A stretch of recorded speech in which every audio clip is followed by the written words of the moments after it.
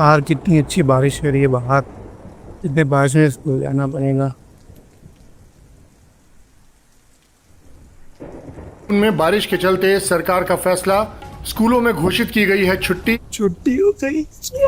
Mummy, news में दिखा रहा है स्कूल की छुट्टी हो गई है, तो आज मैं स्कूल नहीं जाता हूँ ना। ने कब कहा? आपने प्रॉमिस किया था कि अगर मैं अच्छा बच्चा बनूंगा तो मम्मी जल्दी मैगी लाओ ना। मेरा मतलब था इसके लिए। अरे यार, फिर सिग्नल चला गया।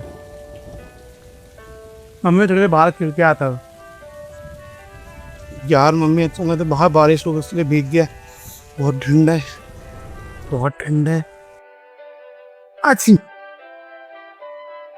यार, अभी तो नेट पका दिया होगा।